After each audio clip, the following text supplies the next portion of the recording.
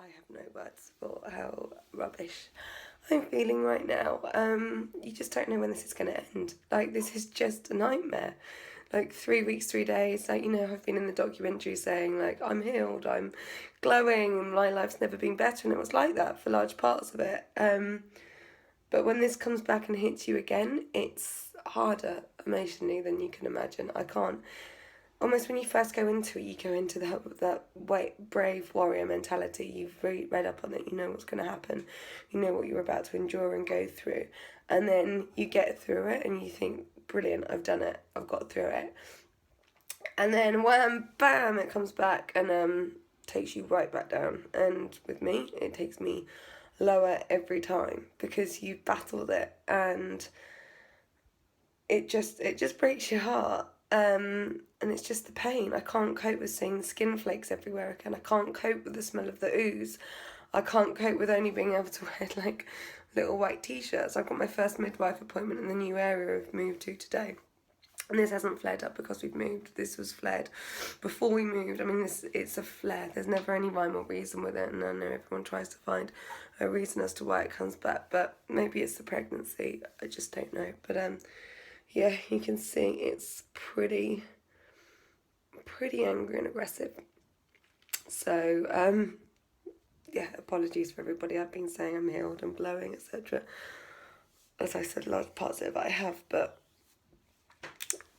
you can't write this story. You just can't write this journey. So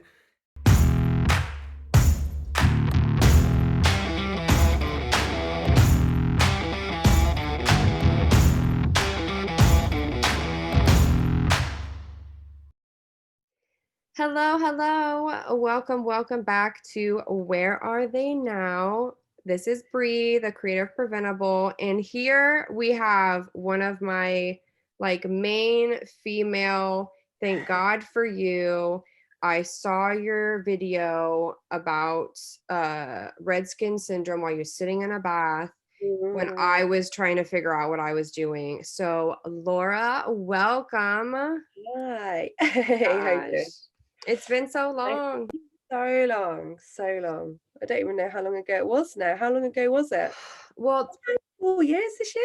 well, the premiere of Preventable was almost 2 years ago, and the shooting of it was in the summer of 2017.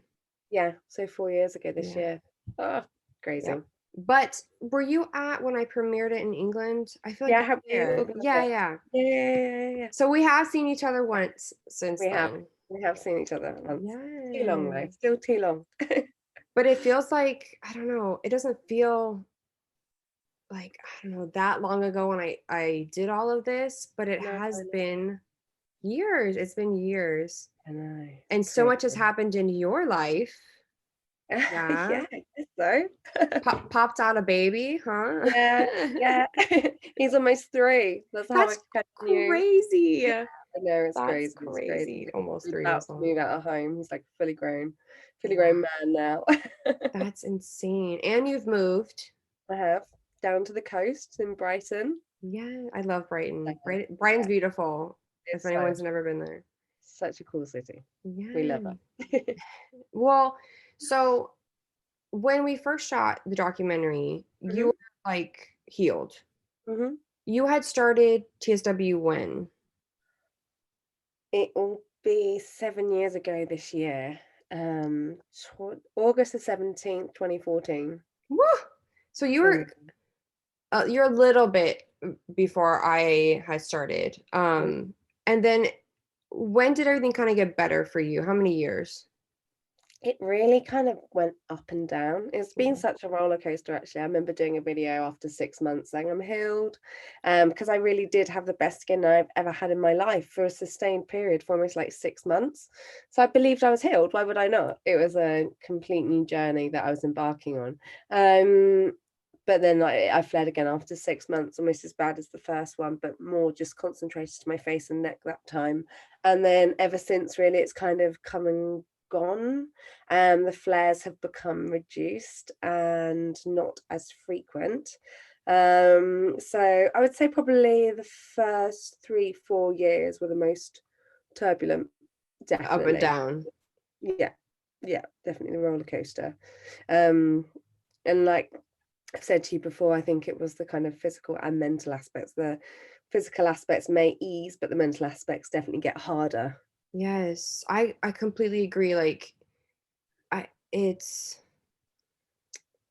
the longer you go on, for some reason, the physical starts to go beneath like the mental toll Yeah. of having to keep forging on through like when is this gonna end? Mm, So I think a lot of people who have never dealt with a chronic condition, I think they may never grasp like that true yeah, concept of exhaustion, of just enough already. yeah, Um, completely. but because yours was a little cyclical, like when you flare, is it mostly your face and neck? Yes. Yeah. Yeah. I mean, if to be honest with you, I haven't flared for over a year now. So Knock on wood, yeah. yeah, I had an allergic reaction to something recently, so my skin got a bit sore here, but I think that was more allergy based. But in terms of that kind of actual flare, but then again, that could also potentially be allergy based. We're not sure, but the I used something new on my face, and the next day it was what completely resembled a TSW flare. But that was over a year ago now, so that one becomes, as I'm sure you're aware, sometimes you don't know what sets them off. There's no rhyme or reason to it. Sometimes it's impossible Nope. And that's to say. another exhausting thing of, oh my gosh, what would you do? What happened? I don't know. I Yeah, don't know. no, I don't Like, know. I think that was the hardest thing. Like nothing could have changed. Like during those like 4 years, some days I literally would just wake up, and I don't know about you, but I know my flare starting point. So I would feel a few bumps on my chin here, and I'd feel a few bumps around my eyes, and then literally by the next day I probably wouldn't be able to open my eyes. My face would be covered and I'd be oozing. And so you always have those little touch points, don't you, where you know that your triggers, and you're just like, how do I turn you off? How do I make you go yeah. the other way? What made you start? So it's definitely the roller coaster that you didn't sign up to get on. And you're just like, here for the ride. Yeah. Um, but because of the ups and downs, when were you pregnant? What year? I fell pregnant just after we filmed the documentary. I was maybe. And were you I pregnant during the can't documentary? remember, maybe, but I can't remember what date we did it. We Oh no. we Hmm. we shot in June of 2017. I fell pregnant July. So yeah, so just about to get pregnant. So See? yeah, 2017, 2018, pregnant. And when you were pregnant, did you Mhm. flare? I did. I did. Yeah, there was a whole combination of things going on at that time. A house move and being pregnant, relocating. There was a lot going on, and I remember flaring really, really badly to the point where I was due to travel to Ireland for a friend's wedding and thought I was going to have to cancel.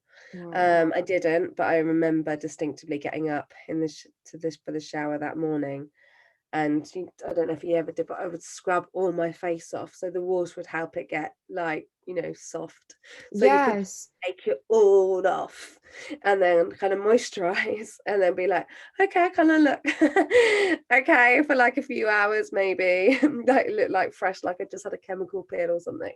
Oh my um gosh.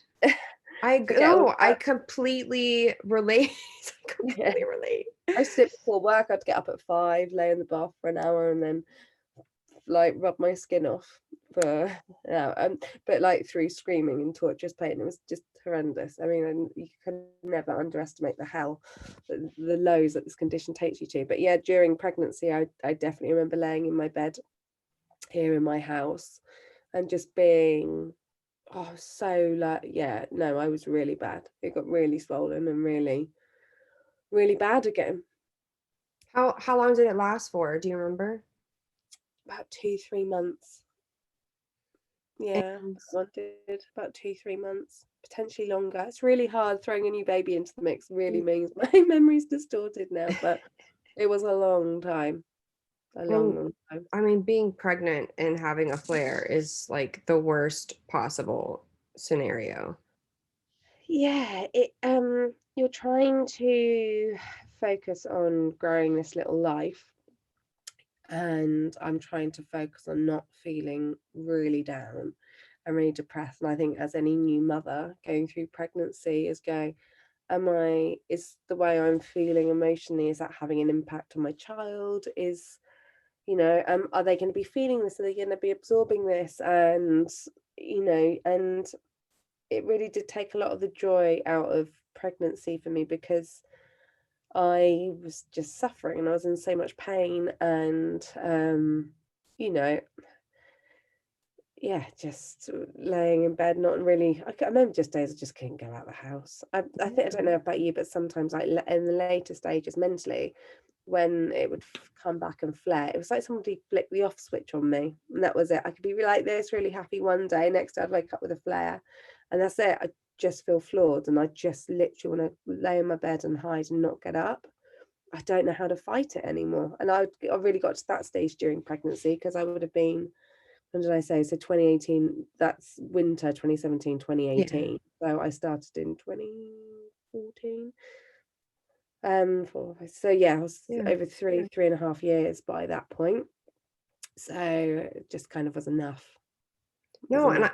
I completely understand, because even right now I'm kind of going through my own little skin issue, and I have some surgeries coming up, and I've been really concerned with some of my skin stuff. And there are days where there was a couple days before I started going on antibiotics from my doctor, where I was wearing I'm in Florida. So I'm in Florida, and I was wearing a scarf to school because my neck was so bad. And it's Yeah. just those days, you're exhausted. Like, I don't want to get up. I don't want to go to school, like, to teach feeling like this. Like, I just want to lay in bed. And Hmm. even to the point where, yes, it's painful, but it's like the mental, like, toll Drain. is so much worse. Like, I'm not in the sense of like I'm in pain where I can't move. Like, I can move, it hurts, but I just don't want to go out and face the world dealing No. with this over and over, or having to explain to people why you feel so bad again, or people come up to you and you're like, I thought you were doing better. And it's just like it crushes you. It's like those things crush you. And you Yeah, just want to stay in your bed, like hidden away from anyone and completely. everything. Completely. Your safety zone. You just want to be in there. And you literally, and it's like, probably you feel like when you're out and you're facing people and knowing that you're really visible to them, and you feel really visible, you feel really exposed, You and all you can do. think about is that safe space, and just, I want to get back to that safe space. I need to be in that safe space now. I mean, I do And it with comfy clothes too. Like anything that's comfort, you like mm, crave that.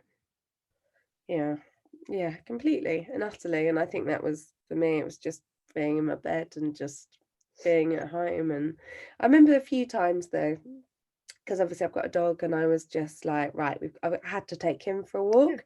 I was really grateful for him, actually, because it I found when I went out and got a fresh air and took him for a walk, and I'd go up to the countryside up near here where I wouldn't really see anyone, I felt so much mentally better for doing that, because I'm like you, I'm like doer. Like, I'm a morning person. Molly gets up at 5 most days, and I'm up cleaning, making, baking, I don't stop either. So for me to like not want to get out and live and do things just isn't who I am. It's part of my character. So I was really grateful during that time, because when I just felt like I couldn't do it, having my dog, just, I couldn't ignore his needs to get out into the fresh air. And it did really help lift me, actually, emotionally. And I remember, like, one day going out, I woke up one morning just feeling so red and so swollen and so sore. And it was a November day, it was cold. It was really cold, actually. And I went out, and I remember, God, I'd only went out for an hour or so. And I came back and I looked in my mirror in the car, and I was like, I look better just for that hour, just for going out. And I felt like the cold wind or something had like depuffed me. But No, yeah, it definitely helped fresh getting air out. does help, I Oh, think. so Like, much. So um, but yeah, I actually sometimes I find myself, and I've always been like this since I was younger, even with like normal eczema. If someone looks at you while you're walking, I'm always like, what are they looking at? What are they staring at? I become like this person, like, why are they looking at me? Why is this person like glancing my way? So yeah, it's yeah, completely. Because there are times, especially because when we moved here, my skin was really bad. So I was like being introduced to new neighbors or making new friends at baby groups and things. And actually, yeah, I did have a really bad flare. Actually, now I'm remembering that during when Marley was really tiny. He was under a year old. He was about 8, 9 months old. And I had another bad flare then, actually. I just remembered because remember being at this, I joined a mum singing group and we had a little Christmas concert, and I remember feeling like I couldn't do it because my skin was so bad. I did do it, but like you said, I knew I looked different. I knew I looked different to everybody else.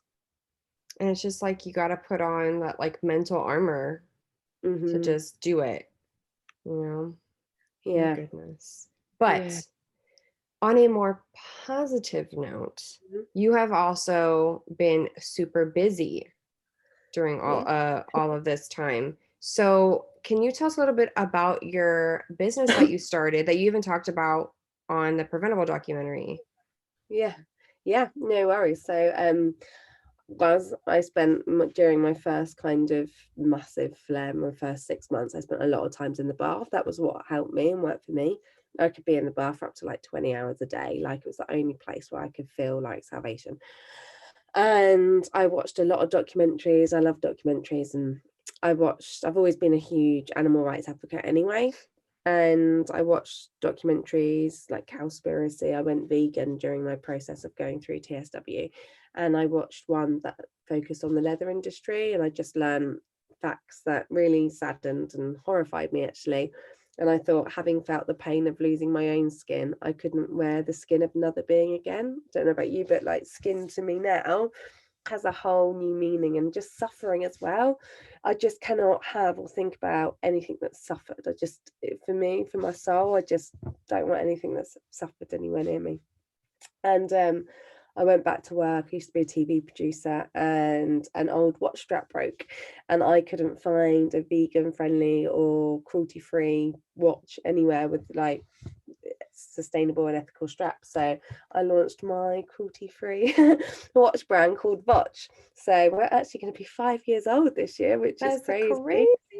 Yeah, so we've done that, and we've been like expanding into things like, I'm just doing this from my office. I didn't actually have these here on purpose, but like we work with lots of like we've launched a new accessories range as well, not just watches. We make straps compatible with Apple Watches as well. And yeah, so we launched almost 5 years ago, and we give back to different charities. So we have a different charity every 3 months that we donate to, and we work with a lot of sustainable and innovative materials like Pinatex, which is a byproduct from the pineapple harvest. We've also started working with apple skin, which is utilizing waste from the apple harvest juice industry in northern Italy. So we're always working and sourcing the latest kind of most innovative new bio-waste materials. So yeah, it's been a really exciting time for us, really. Gosh, that's awesome. And so you work on that and being a mom for yeah. So my little boy goes into daycare 2 days a week, potentially soon 3, because he's going to be 3. So yeah, so it's quite hard because my job's full-time, really. So that's a lot of juggling. I don't really have much me time, but there's a lot of juggling. Simon, my husband, he's on board now as co-founder as well, so we run it together, so we can juggle our time. Yeah, that's awesome. When did he become co-founder? Like, when did he like really jump on board? About a year ago. Yeah, about a year, just over a year ago, because we raised some investment. So we've got investors on board now as well to grow and scale the brand. So wow, that's exciting. Yeah, it's it's been really busy, especially with throwing a global pandemic into the mix. But it's been Well, I was gonna say, with COVID, like, has that slowed you down at all, or? No, it's meant I've just worked incredibly quickly and as efficiently as I could. We just had a really strict routine where we switched every hour and a half, work, childcare, work, childcare, work, childcare, which worked quite nicely in a way, because it was like when you've done like an hour and a half of full-on entertaining my 2-year-old, you're kind of like, I need to sit down, just do some emails for a bit, and then after that you're like, I want to get up and play again. So it worked okay, and we made it work. You know, we've all had to make it work over the last year, right? So it's been definitely testing, and also, you know, be owning a watch brand's not the best industry right now to be in. People aren't necessarily buying watches during a global pandemic, so growth hasn't been as we would want it to be, but we're still here and things are still going good. That's awesome.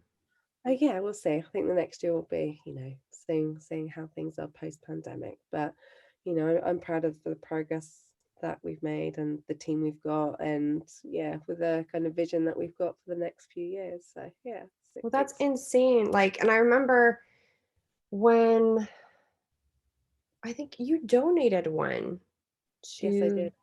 yeah, and it was before I left to shoot the documentary, I think, I think so. because I think I was raising money to shoot the documentary, and I remember you donated one. I think it raffled off to my stepmother. I believe. No. I think she has it. So that's so awesome. And I love that you're expanding, that you're doing more than just the watches. That's so cool. Yeah, no, it's good. It's Right. good. Well, we just give back. We even do things like, I said, I'm in my office. I've actually got everything around me, but we do like backpacks as well now. So these this is our give backpack. So this, for everyone sold, we can purchase a Caring for Life child class for a child in Asia. Oh my As well. gosh, So that is yeah, so that's our cool. give backpack, and we've just started our new take back give back scheme as well, where we're now recycling people's old watches as well, like can be any watch from anywhere, and then offering a discount voucher. So we're trying to be a really sustainable, innovative watch brand. So you're out of the UK. Mhm. People in the US can get this? Oh, we offer free worldwide shipping. The US is our second biggest market, actually. We have a See? huge customer base in the US, so That's we're excited about awesome. that. So yeah, Oh my gosh, it's so cool. I even think there was an actress or something that was wearing your watch. I don't know. There's probably a lot more, but um Nina Savari. yes. Yeah, so that's Yes. pretty cool because I grew up with American Pie. Because I was like, wait, she's wearing watch. Oh my gosh. I know the person. Oh my gosh. I feel connected to this somehow. No, it's yeah, that was pretty cool because I That's literally exciting. grew up watching obviously American Pie, American Beauty, so that was like really That's cool. so cool. And that's my favorite movie actually. Yeah. So I thought that was pretty cool. Like bravo to you guys. Kudos for, I mean, No, letting thanks us for help. grow. You reached out and said, I really want to get a watch for my partner, who happened to be Mina. So it's very exciting. Oh my gosh. Awesome. Just love it. Um, so the last thing I wanted to kind of touch on was, because you've been through TSW, you have the up and down flares, and you've been a mom now going through them. Is there any advice that you would give to like a mother who's going through it herself, that has to care for her children during it? Go be kind on yourself. Like, you don't put so much pressure on yourself to be the perfect parent, to, you know, you aren't going to be able to be the way that you want to parent in the best possible, not the best possible way, but in the way that you might want to while going through it. And that's okay. Like, that is just going to happen. So just be kind on yourself. Know the things that make you comfortable. If it's like you said, putting comfy clothes on, put comfy clothes on. It doesn't matter. Like, if you know that having a shower or a bath, get somebody to watch the kids so you can get those moments of relief, because you just need to really, my friend always says, put your own gas mask on first, and you really do need to do that when kind of going through TSW and parenthood at the same time. Like, I don't know how I would have gone through parenthood in the early days, and I see mothers suffering with it now, and I just wish I could help them and look after, help with childcare, help with changing nappies, let them get some rest or some comfort. And my hat goes off those extreme warriors. And that's when you just need to make sure you just build that support network around you, and reach out and lean on people. You have to, and don't feel bad for it.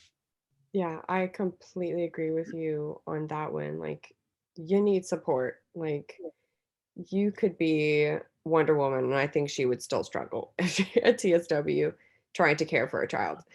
God, completely and utterly. I don't know if Wonder Woman can do it. Like, single mothers, shout out to you. I don't know. Shout out. Absolutely. My Simon was away loads when I first had Marley, and I was going through that flare. He was away all the time, and I thought the exact same thing, because I was with Marley a lot by myself, and I didn't take any maternity leave from work as well. And Marley never slept. He woke up every 40 minutes for the first 16 months of life. And I was broken. I was really, really broken. I was at breaking point. Completely. I don't know, like, you moms, like, I even wonder, like, I'm 32 and I don't have a child. And just the daily that I go through, I was like, I don't know if I could do it. Like, I do like, I feel like you moms just like make it happen. It's like witchery that I will never understand, of how you make it happen, how you feed yourself and something else, how you bathe something else and yourself, clothe something else and yourself, watch something else while you're trying to do something. Not a clue. I always say it's like iPhone update. So when you like do that weird, it updates itself overnight, and you turn it on, you're like, didn't know it ever had these features or functions. As soon as I had Marley, I said I had a new plugin. Like I some new widget that came myself. Yeah, like somebody plugged the parent widget into me. I didn't know this version of myself existed, and that only kicked in the first time I had Marley. Oh my gosh, but that's so awesome. I am so happy for you guys, your move. You have, like, I don't know if you wanting another kid down the road. But I mean, but yeah, it'd be nice. But like, Vosh and everything's doing awesome. Like, congrats, girl. That's amazing. No, and to you for bringing us all together and keeping this TSW family going and supporting us and creating this amazing group. I always talk about you in the documentary, and I will never ever know how you did that, going through what you did. I never know. I tell everybody I know.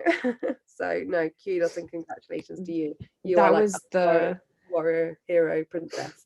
I guess that was like an extra widget for me that I downloaded. I don't know. I'm still looking for that widget. Yeah. I don't know.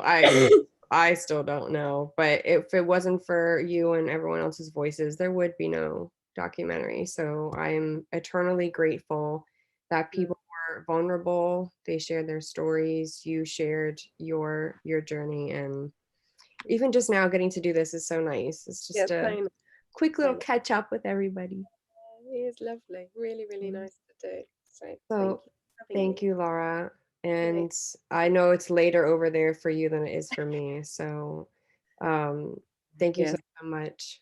No, it's lovely to see you and to catch up, and stay strong for everybody out there watching. Thank you. Thank you. All right. Bye. Bye, guys. Bye.